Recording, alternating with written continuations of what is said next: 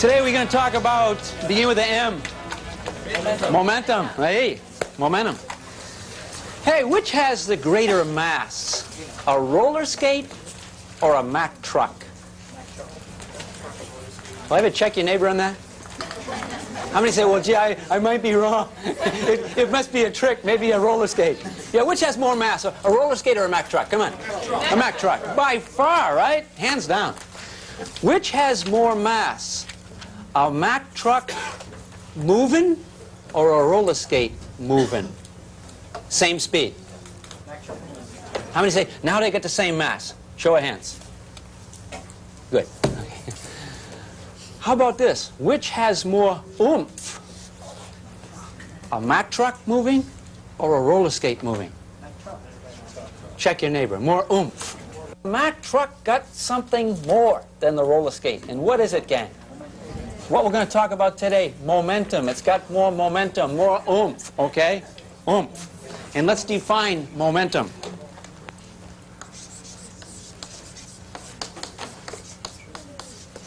Momentum is not just mass, not just inertia, but inertia in motion.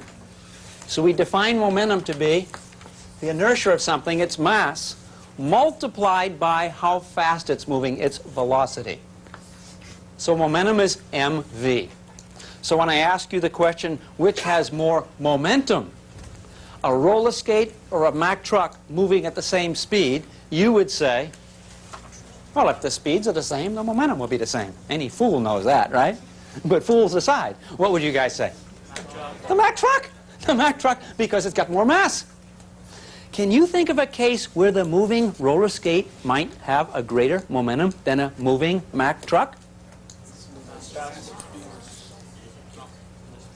You take the mass of the Mack truck, humongous, multiply it by its speed, you get a number. Now take the mass of the roller skate, tiny, tiny, multiply by its speed, you'll get some number. And you could make that number bigger, couldn't you, if V was enormous for the roller skate. Isn't that true? So momentum really involves not only inertia, but how fast the inertia is moving. Inertia in motion. You have that kind of idea? And that's what we're going to talk about today. And today's stuff is all common sense, and it's an outgrowth of Newton's laws. If that roller skate is running down the hill, and that Mack truck is running down the hill, and you've got to stop them, you've got to step out in front, put your hand there, and force them to a stop, there's going to be a difference, isn't there? It's going to be a lot harder to stop the Mack truck. Why? Because you're going to have to decelerate it. You're going to have to decelerate it. And it takes not only a lot of force, but I mean, how much force is it going to take to decelerate the Mack truck compared to the roller skate? A lot or a little? A lot. Why? Because the Mack truck has a lot of mass. So, honey, to decelerate that, it's going to take a lot of force. Remember we talked about acceleration?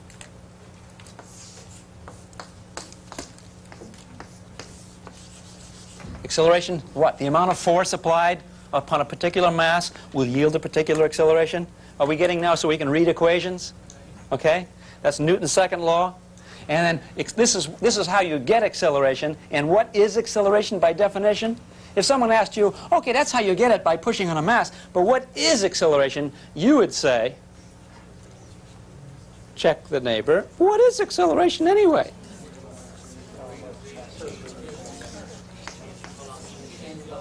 Change. It's a change. A change in what? A change in velocity? Over time. Okay? Here's how you get acceleration, and here's what it is. So you know what I can say? This must be equal to this. And now I can say force multiplied by time. Watch this. Can you guys do a little algebra? Force multiplied by time must be equal to mass multiplied by change in velocity.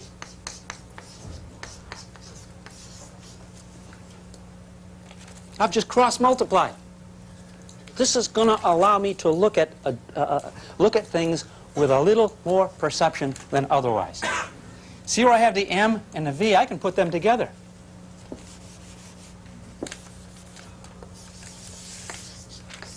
What do I call this quantity here? Check the neighbor. See if the neighbor knows what the quantity mass times speed equals. A. Begin with an M. How many sitting next to someone who has no idea? Okay. Change seats, yeah? Okay. See where I have this change in, gang? Change in. I'm getting tired of writing change in. Ain't going to write change in anymore. I'm going to use a Greek symbol for change in. What's the symbol, gang? Delta. That's right. So I'm going to write that from now on as F multiplied by T equals change in. Get it? Delta. MV. This is what we're going to talk about today. So this delta MV, that's delta momentum.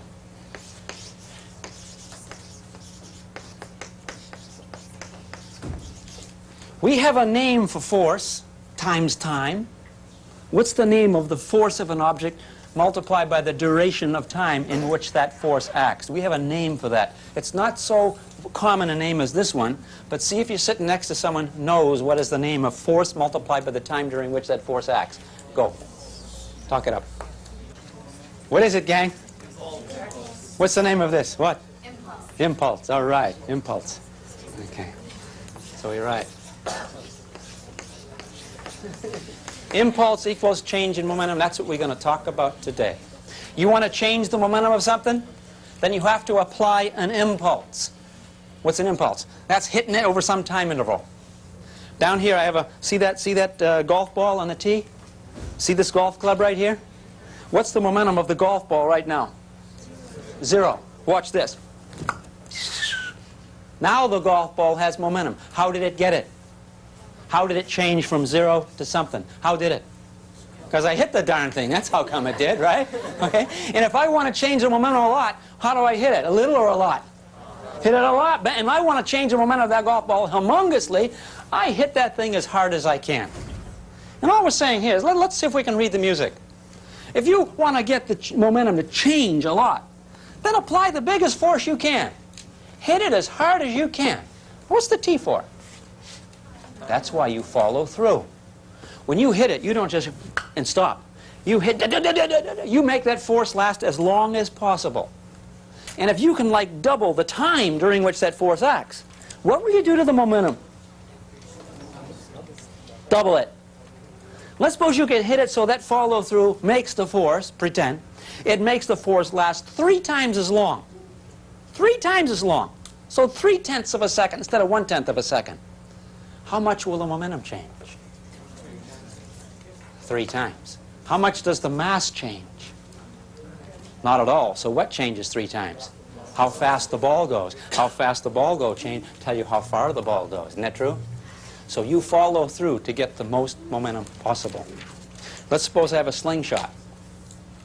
I got the rubber band here. See that? And I take the rock and I pull it way back. Okay?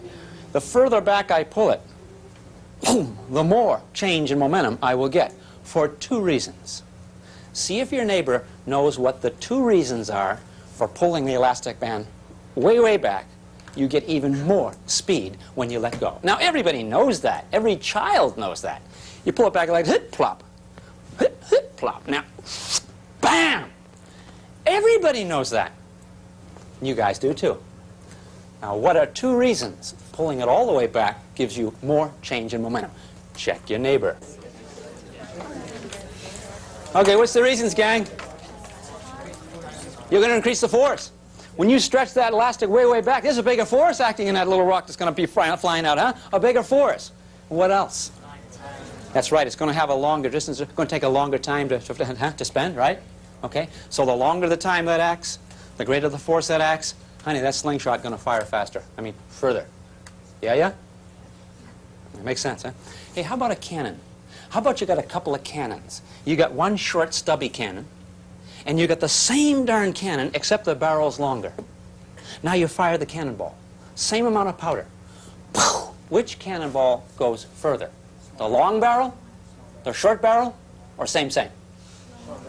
How about the people say, well, you got the same kind of powder, you get the same cannon, one a bit longer, so what? Same cannon, same oomph, hey, they both go the same. What do you guys say? Someone say, no, the long barrel, the cannonball will go further because there's more force acting on it. True or false? The answer begins with F. It's because there's more what? There's more time. The cannonball is in the barrel for a longer time, being push, push, push, push, push, push, push. It's going to go a lot further if the cannon is a lot longer. Can you see that? Okay. And all that stuff makes sense here, doesn't it? Huh? So we find out this physics we're talking about is really the physics of common sense. How about you, you're riding in a car and the brakes have failed and you got to stop the car. Which is going to require the greater force? Let's suppose you got your multiple choice. You either drive into a haystack or you can drive into a cement wall. In both cases, you're going to come to a halt. In both cases, you're going to, if you're going at a certain speed and you come to a halt, in both cases, you'll have the same change in momentum. True or false? You're driving 60 kilometers per hour, boom. After impact, you're going 0 kilometers per hour. You've gone to 60 to 0 in both cases. So in both cases, you have the same change in momentum? Yes. Do you have the same impulse to stop you? Yes. Do you have the same force to stop you? I'm saying, wait a minute, you said force, you said impulse. I don't know which is which. See, gang? Here's the critical thinking of the course. See? The impulse is the force multiplied by the time. But the force is not the impulse. It's part of it. So what happened? What are you going to hit, the haystack or the cement wall? How many say, well, either one, it's both the same. Same impulse. Yeah, same. You're not interested in the impulse. You're interested in the force. And what's going to be the bigger force? It's like this. You're going to change your momentum. Now you got a multiple choice. If you hit the cement wall, these two numbers will multiply together to give you the same number as this. But if you hit the haystack, take a long time to slow down. Now, which do you want? Okay. Yeah. You're at the top of a cliff, and you got to jump because the fire is coming closer and closer. And you look down and you see a circus net over here, and over here you see a concrete parking lot. Well, I don't know, either one. I don't know. Come on, which would you jump in? Now, if you didn't have any physics, you'd probably jump into either one, right? Come on, no, I'm putting no, come on. No. Everybody knows you jump in the net. Everybody knows that. Okay? And everybody knows that if you jump in the net, the force that acts on you ain't going to be so much. And everybody knows that if you jump onto the concrete parking lot, honey, that force is going to be humongous. Splat. That's the end. That's it, right? An enormous force. And some people know why. And those people is who? Us types. Okay, we know in such things, right? Okay. Here's another thing, too. Let's suppose we went down to the football stadium, and all the guys are practicing there, and we take someone who looks like they're really in shape, 220 pounds or something like that, and we bring him up, and we bring him into the gymnasium. We got the boxing ring there. And we put some gloves on. This dude is really tough. He's not so much into fighting, doesn't know the savvy, you know, but he's a strong guy. And then we invite the heavyweight champion of the world to come to the university to give a little demonstration. And we put the gloves on both. And this is just a sample athlete, okay, football type. And we say to the champ of the world, champ, this guy might not look like much, but I'm telling you, you better be serious. Take him out as fast as you can. So the champ means business. Now you ring the bell. Bing! They both come out. What's likely to happen? There's a very good chance our victim might end up with a tag on his toe that night and be stretched out on a slab. Because the heavyweight champion of the world comes, boom, and hits that guy. Good chance of killing the guy. Killing. Dead. HC. But, take that same guy and let him work out for a couple of weeks. Let him just move around, learn how to move, huh? And get a little ring savvy. And then have the same scenario happen again. Ring the bell, They come out, whoop, boom, hit, boom, he's down. But you know what? He gets back up. And the second case, he gets back up, and the first case likely doesn't get up at all. What's the difference, gang? What's the difference? Here's what happens in the first case. The guy comes out. Ding. Okay, this is the football hero. Comes out. Boom. That's it. That's all over. The second case, he comes out, sees the punch, pulls back a little bit. Even a little bit. Rides with a punch. When he rides with a punch, he'll go down maybe, but he's not going to be smashed. Now, why does riding with the punch make a difference?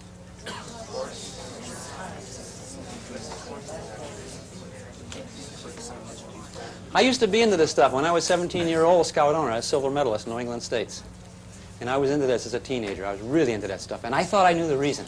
I didn't know any physics then. But I knew why it was when you ride with a punch, you don't get hurt. And if you're coming in, you really get hurt. And I had it figured out. And this was my figuring. When that punch comes in, if you ride with it, come back like this, both are going in the same direction. And the speed of impact is going to be reduced. See? Because if you come in and you stop, boom, you get the whole speed. But if you come like this and you move back, it hits with less speed. Can you see that? See? And if you're coming in like this, boom, even more speed. And so I knew why. And what I knew turned out to be wrong.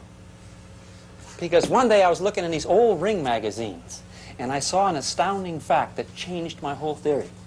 It demolished it.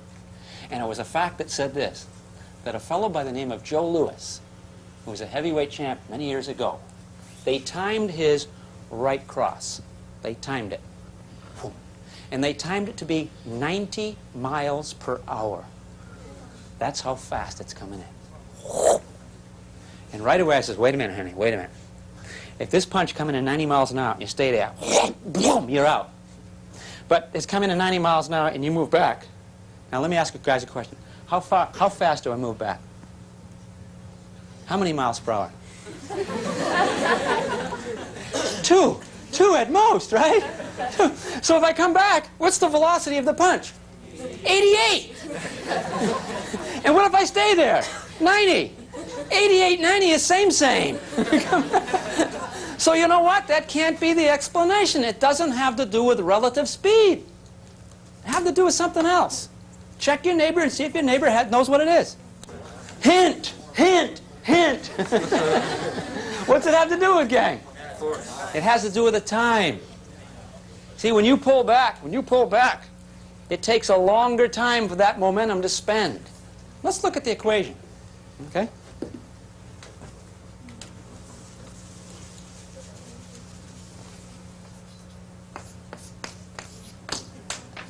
We're saying that this is true. This is true, huh? Impulse equals change in momentum. Now let's look at this equation with respect to the boxers and one hitting the other, okay? Let's suppose this is the force of the punch. Boom, huh? It's coming in, okay? This is the time of impact of the punch, right? What's this change in momentum? What is that? What's that in? If this is the force of the punch, this is the mass coming in. In a barroom brawl, this would be the mass of a guy's arm multiplied by the speed. See, boom, my arm got momentum. It hits, boom, the momentum stops. The momentum changes. The momentum changes because it's an impulse acting. That impulse, that's the impact, huh? That impulse is going to be force multiplied by time equals a change in the mass of the arm times the speed.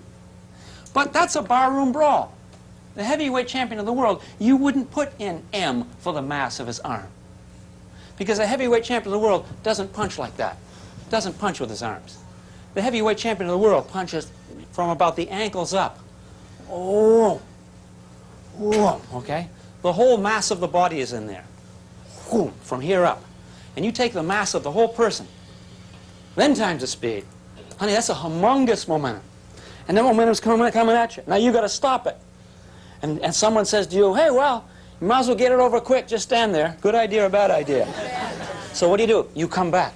You roll back and you make the time of impact, the time during which that momentum spends itself, you make that time as long as possible. And when you make the time long, then what happens to the force of impact?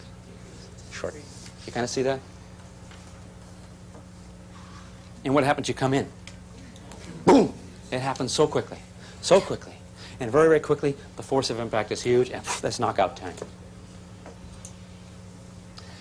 Here's something I never could understand at that time, and that's this. You're going to get ready for your tournament coming up next Friday. 3 3-minute rounds. So for 3 minutes, you're going, boom, and 3 minutes again, and 3 minutes, that's it, the fight's over. Now, you go in the gym and prepare for this. You got to be in shape. So in the gym, what you do is you got the great big bag there, and you bam, bam, bam, bam, bam, bam. You hitting that bag all day long, bam, bam. And you hours on that bag, and you feel good. You feel really good. You're tired, you get energy, but bam, you're hitting that bag, And you're saying, son, man, I hit this bag all day long, tirelessly. Okay, I'm in shape. And all I got to do is 9 minutes Friday night? Whew, no problem. And Friday night come. And at the end of the first 3 minutes, you go back to your corner. And, you are tired. And you can't understand why. Because in the gym, you can hit the bag all day long. And in the first 3 minutes, boom. What's going on? At the time, I thought it was an audience thing. That you're more tense because all these people are looking at you. And that was my feeling. And my thing was, well, pretend they're not there and just do the best you can, okay? Psych yourself out. And later on when I get into physics, I say, hey, son of a gun, I know what's going on. Do you guys see what's going on? When you're in the gym, you hit the bag, boom! You put a lot of momentum, crunch! That momentum stops. What stops it? The bag. The bag provides the impulse to stop the momentum of the punch. Now, opening night comes, a guy comes out, you throw it, whoom, he's down here. Whoom, he's down here. Whoom, he's down here. You miss. And every time you miss, you, boom. Who supplies the momentum to stop that punch? Myself. I throw another, whoom. Who supplies the who, huh? It's not the impulse, I should say. Who supplies the impulse? Next chapter, we'll learn the energy. Where's the energy come from to stop these punches that are thrown? From the person who throws them if he misses. That's why you see good fighters. Good fighters won't throw so many. When they throw, they hit. If you're going to go 12, 15 rounds, you gotta, when you throw, you hit. You miss, miss, miss, miss. You're not going to last. You're going to wear yourself right down. So the laws of physics, very important in sports. You're playing sandlot ball. You're walking across the ball field. These kids are throwing the ball back and forth, huh? You got no glove. Hey, kid, throw me one. Throw me one. Kid says, mister, you ain't got a glove. Got no glove, honey. Throw me one anyway. Hey, I'm in shape. Kid takes the hard ball. Now you catch the ball. How do you catch the ball? Man, that ball coming. Don't you put your hand way out here? And then you throw it back, right? Kid said, didn't it hurt your hand, kid? I mean, mister? No, I'm in shape. It hurt your hand kind of, didn't it, right? And the kid throws another ball. Don't you put your hand way out here? Why do you put your hand out here when you catch it? Why do you do that? Check your neighbor. You hold your hand out there so that when you catch the ball, what are you making bigger, gang? You're making the time during which the momentum of that ball cuts down to zero as long as possible. So you grab way out here and ching, ching, ching, ching, ching, ching, ching, ching, a lot of time, a little force. Ain't that right? And so the kid says, gee, how'd you do that? Say, my hand, I'm in shape, kid. Kid says, you got a strong hand, huh? Put your hand up against the board, man. Now we, what happened? You catch the ball now. Huh? Oh, okay. Then it'll be a short time.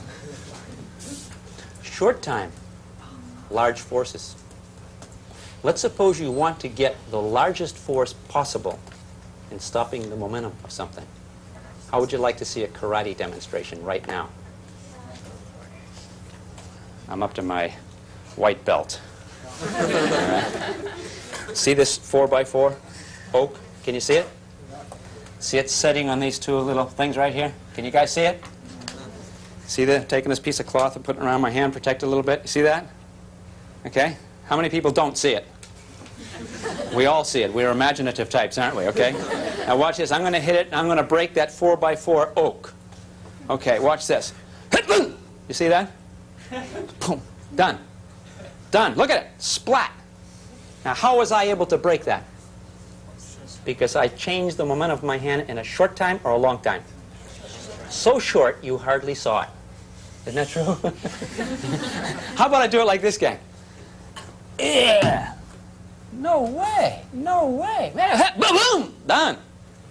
And furthermore, if I do it in such a way, I don't pull my hand back. But if I do it in such a way that my hand bounces off there, whoo, honey, that is going to break. That is going to break. Because bouncing gives a lot more impulse than just hitting. You're walking along the street. There's a plant pot up above. The plant pot comes down and hits you on the head. Boom! And sticks to your head. You're in trouble. But the plant pot comes down and ba-boom! Bounces off your head. Honey, you are really in trouble. Because the bouncing gives more impulse. A lot of people have trouble understanding that. Let's see if we can understand it with this idea. Let's suppose you stand on a skateboard right here.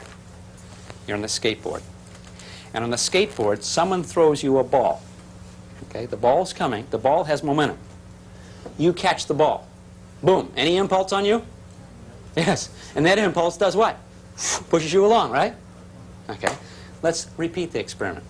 This time, you stand on the skateboard, and you throw the ball. You give it the same momentum that you stopped it coming in, that it had when you came in and you stopped it. You gonna hear what I'm saying? When you throw the ball out like that, do you supply an impulse on the ball? Can you supply an impulse on the ball without the ball supplying an equal and opposite impulse on you? Before we said force. We can say impulse. It's force times time, force times time. So when you throw the ball, what are you going to do? You're going to recoil. Do you see that? Do you see that if you throw the ball just as fast as you caught it, you'll recoil the same? Here's why. If you change the momentum of the ball the same amount each time, then you'll have on you the same impulse each time. Do you see that? Does this stuff mean anything to you? Some people look at F, a T, what's that, a Greek letter D, a M, a V, a equal sign, I don't know what I mean. Can you guys see that everything I'm talking about ties into this rule? Okay? Now here's the thing. Let's suppose you're on a skateboard and you catch the ball. And then you throw it back again. More impulse on you, or the same as if you just caught it? Check your neighbor. Can you see if you catch the ball and throw it back out again, that there'll be more impulse on you than if you only catch it, or you only throwing it? Or that when something bounces off you, it's in effect the same as catching it and throwing it, and a bouncing collision is going to give more oomph than just a sticky collision? You know who made a fortune on this? Back in the 1849, in the gold rush time in California. A lot of people made a lot of money. But one of the people to make the most amount of money was a fellow by the name of Lester Pelton. And what Lester Pelton did was he redesigned water wheels and had the good sense to patent his design. Water wheels at that time had these blades. And, you know, didn't have electricity and power like we have today. So they would have a water wheel to turn the wheels at the gold mills, huh? And the water would come down, hit these paddles, kind of come to a stop and kind of go along with it. What Lester Pelton did was this. He redesigned the paddles. He made the paddles like that. So the water would come down, make a U-turn, and bounce back out again. And he made the paddles in such a way to make the water bounce. And when the water bounced off the paddle wheel, more oomph. And he made more money on this than most of the gold miners did on their claims. Simply using the laws of physics. You'll apply more impulse to that spinning wheel by bouncing the water than just simply catching it or stopping it. Ain't that neat? Any questions to this time? Okay. Here we have a little device called an air cart.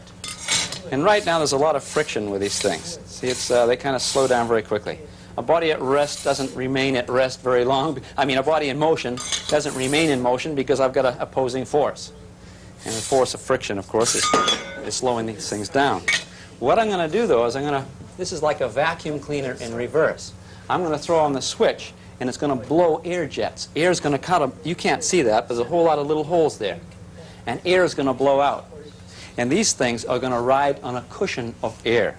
And it's pretty nearly friction-free. Let me show you what I mean.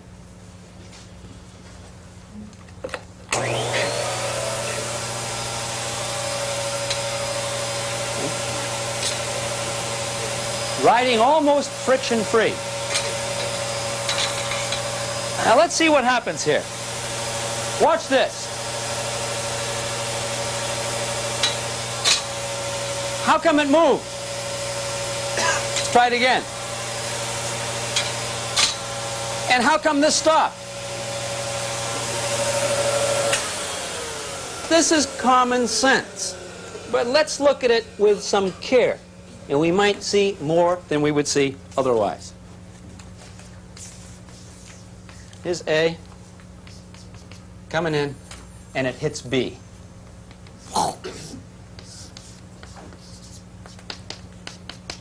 When it hits B, what did we see? We saw this one stop and this one continue. And I asked, why did this one start to move? And you would say it started to move because it was belted, right?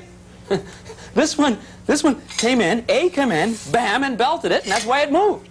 When I say belted, more specifically, what happened? There was an impulse on this. Right now, its momentum is 0. This came in and hit it, and an impulse was applied to this. Let's look at only object B, only this one. And we'll focus all our attention on that. I'm going to put a dotted line around only object B. And I can answer the question why object B started to move. Because, bam, there was a force of impact of A on B. And that made B move. And so you guys saw B takes off. So it's easy to see why B started moving. Okay? An impulse acted on it. Its momentum changed.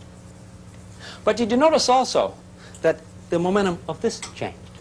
Let me show you again. Why did this one,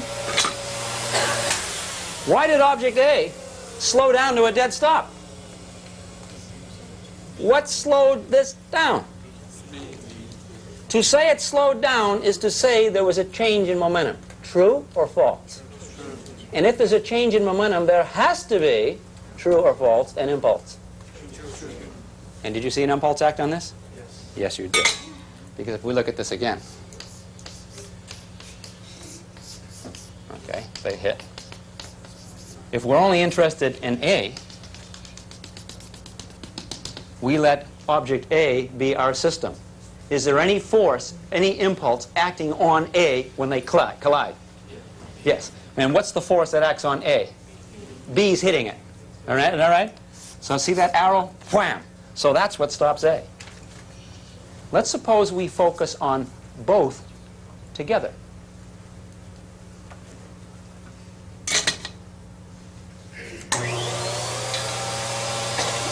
Momentum. Momentum. How big was the momentum of this compared to the momentum of this after collision? Did you see that? If we look at both,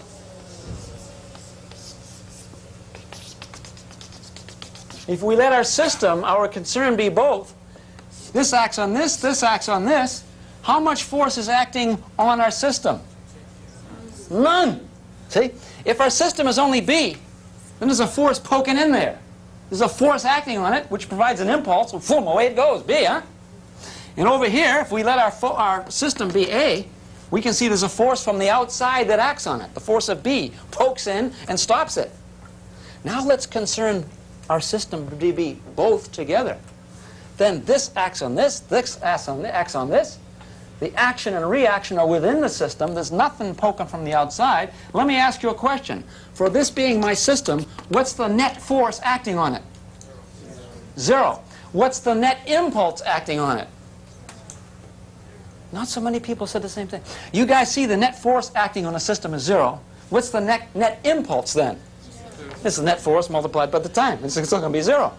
So what's the change in my momentum if there's a 0 impulse? 0. And the momentum of my system doesn't change. This one stops and this one continues. This one continues with the same momentum this one had. Let's suppose the beginning one, let's suppose this had 5 units of momentum. Boom.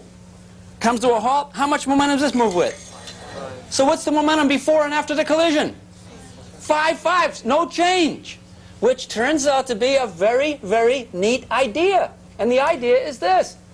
If there's no net force acting on your system, and when you say system, what do you mean by a system, gang? See, I've got 3 systems here. But if I have a system such that the net force is 0, then the impulse is 0. That means the change in momentum is 0. Careful, it doesn't mean the momentum is 0. It means the change is 0. So whatever momentum you have before something interesting happens, you'll have the same momentum after. That's a very powerful idea, and it underlies a lot of physics. Take a spinning system. It's got momentum. Let the system blow up, do whatever you want. I don't care what it does. Check that momentum afterwards, and guess what you got? The same momentum. When you study astronomy, that will be a pillar from which you will build many other ideas. That the momentum that a system has, if you don't mess with it from the outside, whatever momentum it has, it's going to stay. It can't change unless there's an outside force. Outside force means outside impulse. You know that you're sitting in your car, and the car battery is dead, and you got to get out and push the car, but it's raining. So you say, well, I think I'll just sit here and push on the dashboard. You push, you push. Does the momentum of the car change? So you push harder on the dashboard. What are you doing? You're pushing on the dashboard pushing back on you. What's the net force acting on the car? 0. So what's the change in momentum of the car? 0. See, that's why you got to get outside. You get outside, now you push. You push on the ground push on you. You push against the car, there's a force pushing on the car changes its momentum. You got to have an outside force.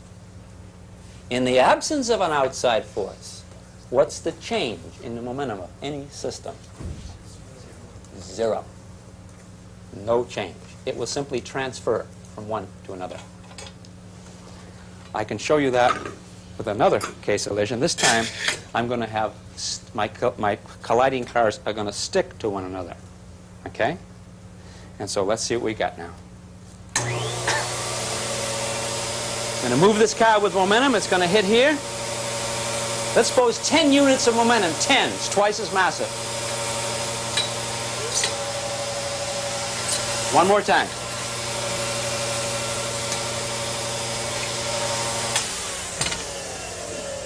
From what you know about physics, I moved body A in with 10 units of momentum. That means its mass times its speed multiplied together to be 10. 10 units, 10 whatever, okay? It hit. Boom. Afterwards, you saw both of them moving. How much momentum for both? 5. Some people say 5. Where'd the other 5 momentum go?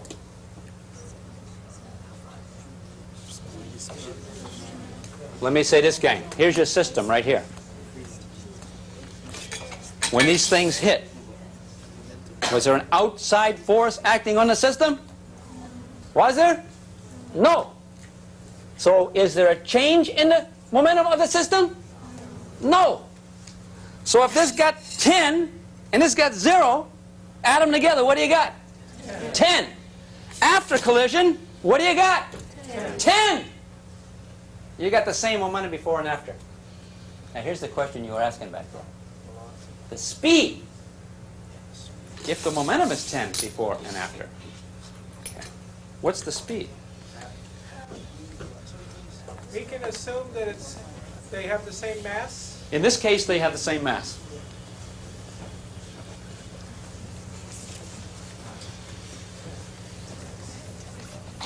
You've got one car coming in with a speed. Let's suppose the mass is 1 kilogram.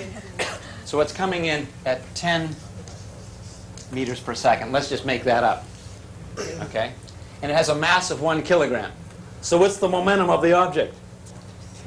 It's 1 times 10 is 10. 10 units of momentum. Okay?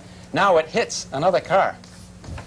But this time, instead of bouncing, both cars move together.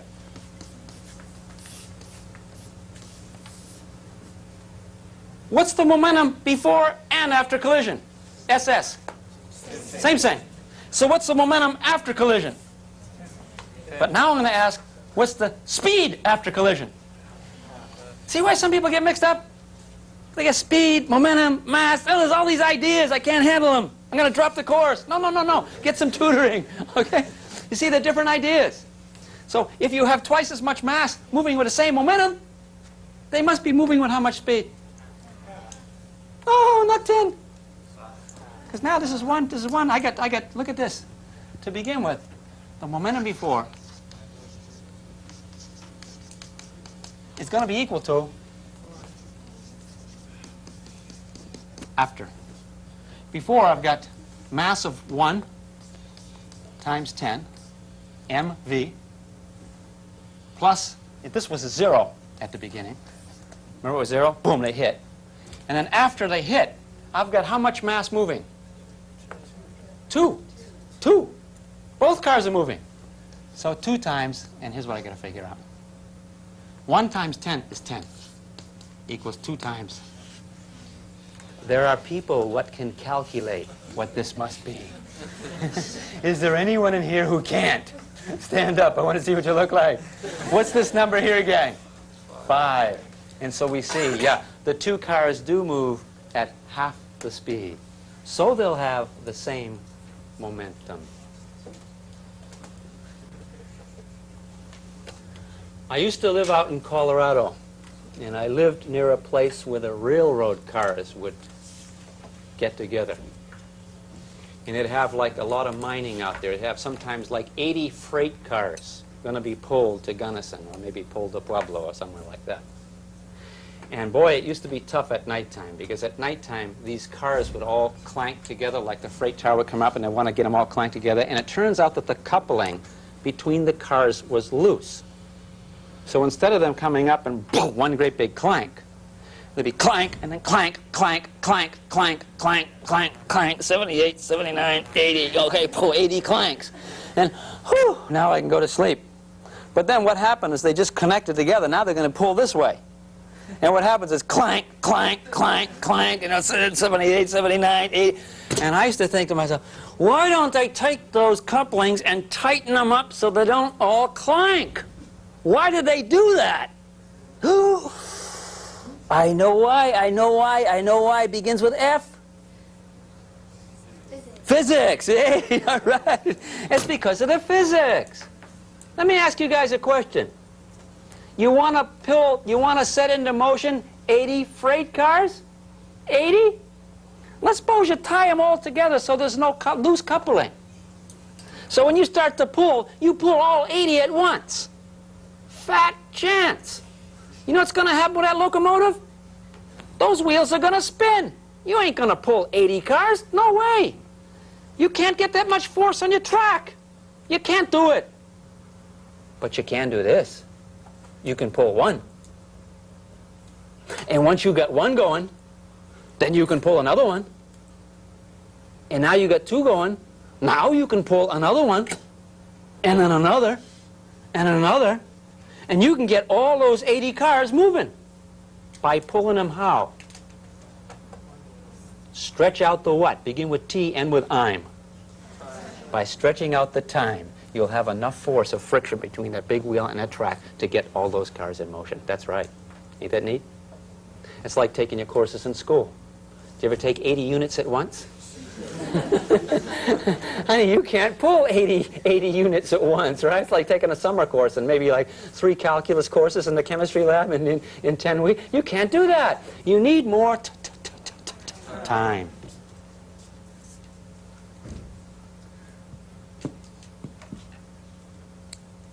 You like to see something neat?